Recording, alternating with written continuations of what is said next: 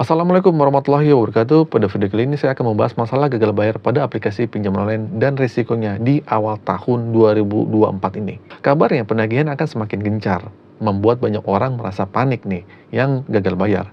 Jadi hal ini dapat menjadi situasi menakutkan bagi nasabah di pinjol-pinjol yang legal, termasuk Kredivo, Akulaku, Kredit Pintar, Shopee, dan sebagainya. Sebenarnya tidak perlu takut karena resikonya tetap akan sama seperti tahun lalu.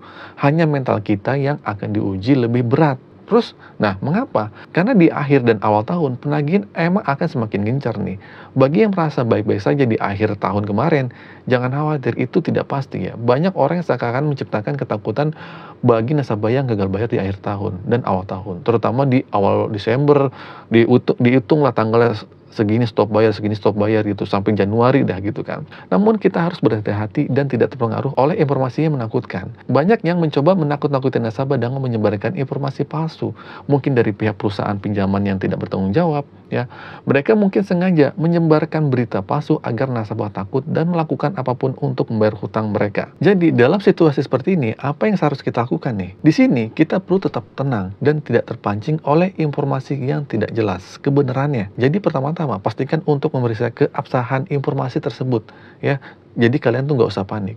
Selanjutnya komunikasikan dengan pihak yang berwenang jika ada ketidakpastian atau masalah yang perlu kalian atasi. Ya, terus terakhir nih, selalu prioritaskan kesehatan mental kalian dan keuangan kita. Jangan biarkan ketakutan palsu malah mengendalikan pikiran kalian. Nah, teman-teman, menurut saya pribadi, pertimbangkan dengan baik situasi ini. Mengapa? Ketika kita dihadapkan dengan penagihan, hal yang bisa dipegang teguh adalah wawasan kita. Ini mengapa? Wawasan penting karena apa yang mereka tagih, omel-omelan ini dan gangguan-gangguan itu terkait peraturan-peraturan. Sebagai contoh nih, kita bisa laporkan ke polisi karena dianggap membawa kabur uang nasabah atau uang perusahaan kan, hanya karena tidak sesuai dengan target atau pembayaran.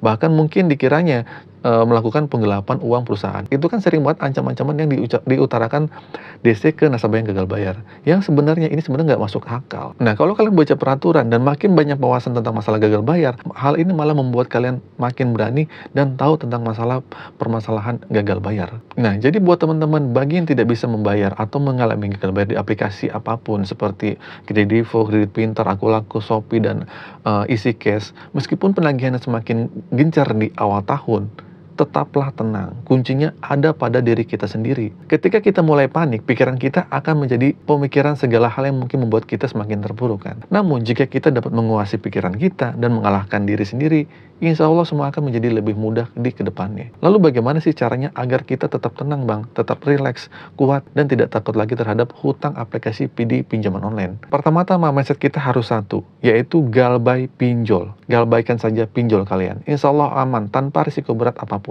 Jadi tetaplah positif dan yakin bahwa kita bisa menghadapi situasi ini dengan baik. Jika kita tidak bisa membayar sekarang, itu tidak masalah. Itu bisa kalian tahan dulu. Jangan langsung buru-buru gali lubang tutup lubang. Jangan biarkan semua menjadi beban. Meskipun kalian kena penagihan terus, itu tidak apa-apa. Yang penting, niatkan hati kalian untuk meminta pertolongan kepada Tuhan kalian, kepada Allah Subhanahu wa Ta'ala. Minta untuk dikuatkan mentalnya, minta untuk diberikan jalan untuk bisa membereskan masalah-masalah hutang kalian. Entah nanti Allah memberikan solusi bahwa kalian akan mendapatkan banyak rezeki yang bisa digunakan untuk bayar hutang, ataupun dari apapun. Terus, gimana bang tentang masalah DC lapangan yang datang? Semua pinjol itu punya debt collector, ya. Tapi nggak semua orang gagal bayar itu selalu didatengin sama DC atau debt collector lapangan. Dan juga tergantung daerah. Jika daerah kalian banyak yang gagal bayar mungkin lebih cepat. Atau kalau daerah kalian jauh mungkin DC akan lebih lama atau tidak datang. Dan DC juga tidak semua sama banyaknya. Ya, tergantung wilayah, lokasi, serta nominal hutang.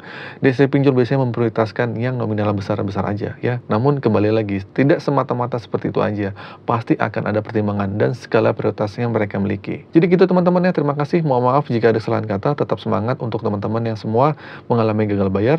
Jangan ragu, jangan takut. Insya Allah semua kalian bisa melewati masalah gagal bayar ini. Akhir kata dari saya, Assalamualaikum warahmatullahi wabarakatuh.